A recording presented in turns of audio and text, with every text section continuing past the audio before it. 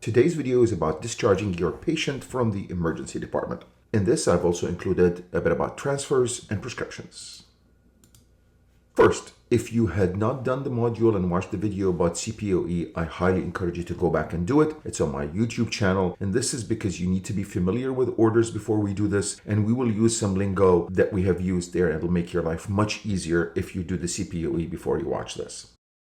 Discharging patients include a multitude of tasks. It includes documenting on the patient, it includes creating your notes, it includes a discharge order, it includes a diagnosis, it includes a prescription, and it includes discharging instructions and departing the patient. What we have done is we have made only two things mandatory to be able to discharge the patient, and this is the bare minimum, is to have a discharge order and to have a diagnosis, because we can't send people out the door without a diagnosis. This is very much similar to what you do in your current charting. You give a diagnosis, DC home, and you're done. So let's see how we do it in the system.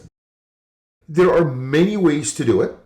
I like to do it in the discharge tab in the patient's chart. And the reason I like to do it there is because two things. First, this is a visual reminder, those red asterisks, that you are missing a discharge order and you are missing a diagnosis in this patient. Also, it reminds me of the other stuff you need to do. Vital signs that are critical that you need to attend to. You can go and do your documentation. However, these are the only two mandatory fields. Let's do a discharge. Discharge is an order. And if you've done your CPOE module, you know, order is an order. You can get to it in a multitude of ways. If you are in the ED discharge tab, order profile, and if you hit that little plus sign that we've put there for you, will take you straight to a window that gives you the option to input a discharge order. Please do not use transfer patient. If you're transferring patients, we're checking that nobody else uses this. If nobody does, we'll take it out. You put in an order, goes to your basket, you open your basket, you get this window, and as we talked about, whenever you get the urge to click sign, don't click modify details. This will take you to the orders window where all orders go home. Discharge, you're going to hit your missing requirements, and the only thing you're missing in your discharge is where is the patient going. Are they going home? Are they going to a nursing home? Are they going somewhere else? You fill that, you sign your order, and you are done. How about diagnosis? Almost everything you ask, I say it's an order. A diagnosis is not. A diagnosis is a problem. It lives in the problem list. And you can get there in a multitude of ways. If you're in the patient's chart and you have the blue menu, you can go to diagnosis and problems. In your ED discharge view, you can go to diagnosis. That's in your workflow. You have a problem list where you can put in a diagnosis, and you can do it right from the discharged or transfer order. By clicking this diagnosis tab, you can add a diagnosis. Pretty smart. From the ED discharge pane, we've put in a discharge order. Now we need to put in a diagnosis. And I like this view because, one, you can see all the previous visit problems. So you know all the chronic problems. And sometimes if your problem is already there, all you have to do is click active and it becomes the problem for this visit. Also, you can add problems or add a diagnosis for today for this visit. As well, there is this nice little button here that says no chronic problems. So if you're adding an acute problem and the patient does not have any other chronic problems, the system needs confirmation of that. And because of this button, all you have to do is click it and it automatically adds the statement no chronic problems, and we are done. I get this question is, what kind of diagnoses or problems can I add?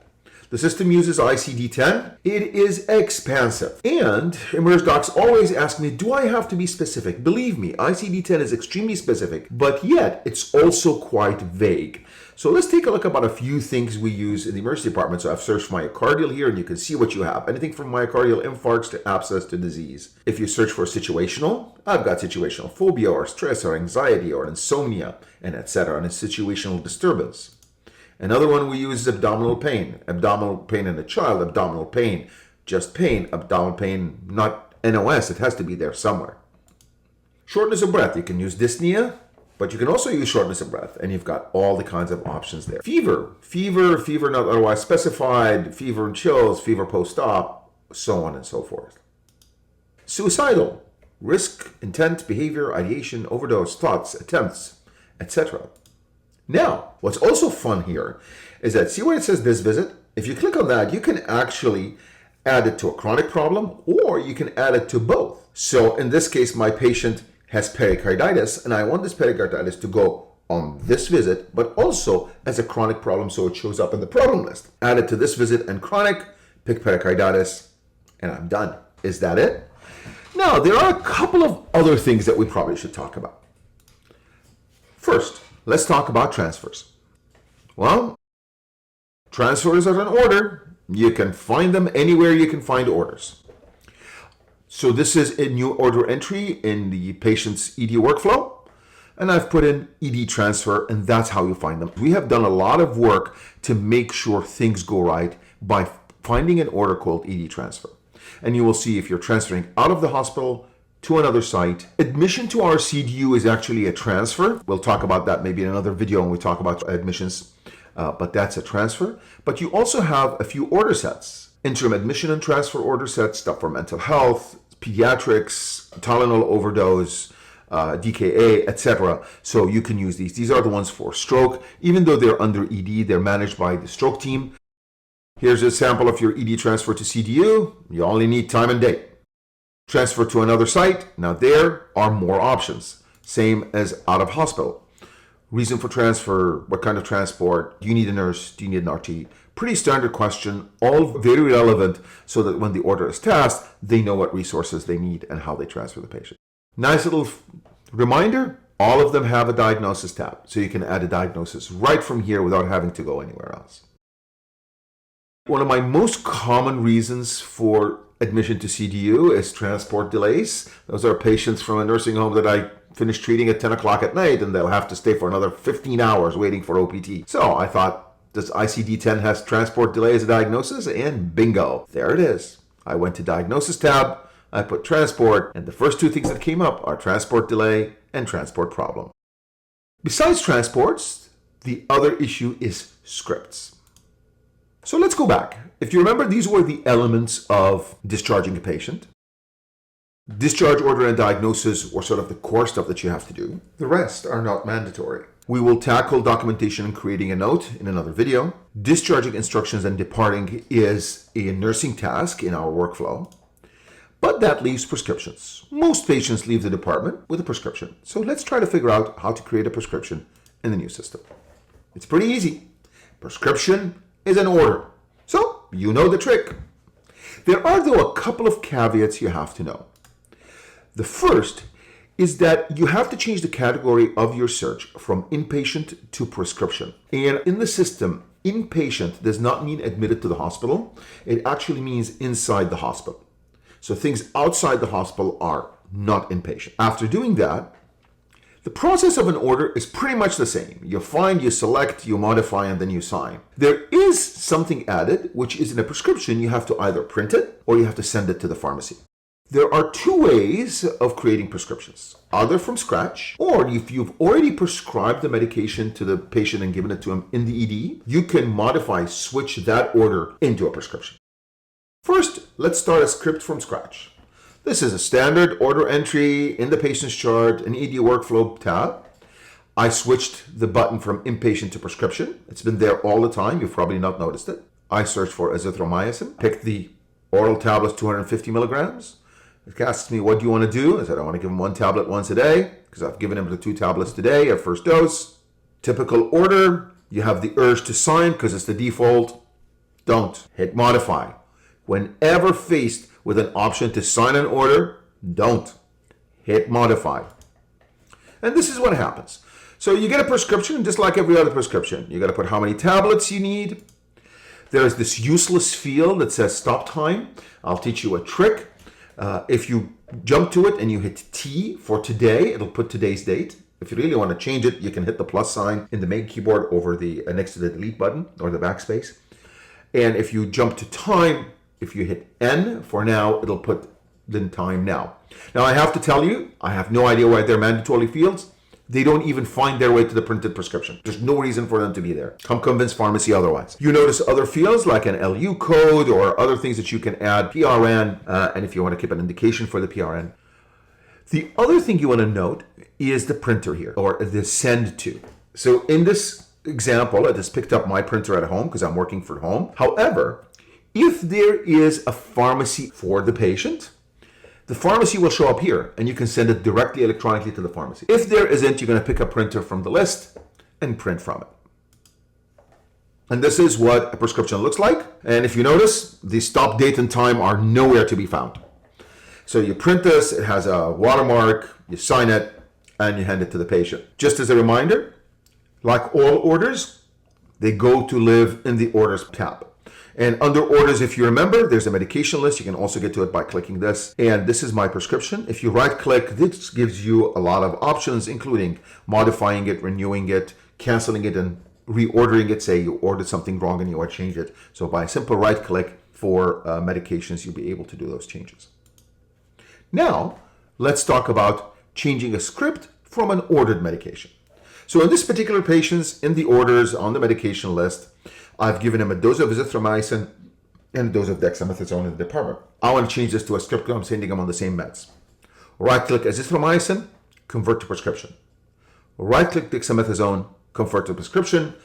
All the drugs I want to change. Now, there you go. Azithromycin, there's the one that's ordered, and there's the prescription. I hit modify order because I'm not going to hit sign. Now here you do have a little bit of more stuff to change because this copied your order. So for example, the azithromycin that I gave in the department was once. I want to change that to daily. It was only 2 tablets for the 500 milligrams. I want to give him 4. The nice thing is it has a stop date, so it's not a mandatory form. Remember that date that is useless. It's already there. I'm done. You print a prescription. Here in this prescription, I've added some instructions to the patient. Start tomorrow, take with food, start tomorrow. Just type them in and they will show up. Now, let's do a demo of a quick patient discharge. Let's discharge the patient. We start where we always start in our tracker or ED launch point. Let me try to discharge this patient. I open the chart. From here, I'll go to the discharge tab and it tells me that there's a missing order for discharge and there's a missing diagnosis. Let me go to orders. It tells me here there's something missing. I know what it is. When I click the plus sign, I'm going to say discharge a patient and I'm going to close. Now, click that, modify. I'm missing something, which is home, gone, sign, and done. Next thing, I need a diagnosis. So I click the diagnosis. So this patient has no chronic problems. I'm going to click this beautiful little button here. No chronic problems. I'm going to add a diagnosis for today. Let's see what I get when I do pneumonia. And done. And now my discharge is complete. That was discharge. Now let's do a demo of prescribing. I still want to give them a prescription. A prescription is an order. So I can get it from new orders. So let's start with new orders. Prescription. Amoxiclav 875. Maybe he wants amoxi and clav is a different word. Yes. I want to give them 20 tablets for a 10-day prescription. Already made out for me. If I want anything else, I can pick this one and edit it. I'm going to pick this one. I'm going to go to the orders. Urge to sign, don't sign, modify. This is my order. I have nothing missing. If you want to see what's in it, double click it, and here you go. It is every 12 hours for 10 days, 20 tablets. Everything is put in for you. And note here that it has picked my printer. If the patient had a pharmacy, it will also default to the pharmacy, or you can choose any of your printers. Sign. Now, that went straight to my printer. But let's say it went to the wrong printer and I want to change it. I am going to the orders and I'm going to go to medication list. You can also reach it from clicking right here, and here it is, prescribed. I'm going to right click it. I'm going to say print and I'm going to pick my printer and okay. This time, let me create a prescription from something I've given the patient in the emergency department. I know I gave him ondansetron, so I'm going to go to their medications list. I'm going to find the ondansetron. I'm going to right click it. And I am going to say convert to a prescription. Perfect. Here are the details. What do I want to do? TID. I want to give them maybe 8 tablets. Nothing else I need to change. Order for signature. There it is. You can see it right here. And this time again, it's going to my printer. All I have to do is sign it and it's done. Well, that was it for discharge, transfer, and prescriptions. If you have any questions, you know how to reach me. Other than that, thank you very much for your time and attention.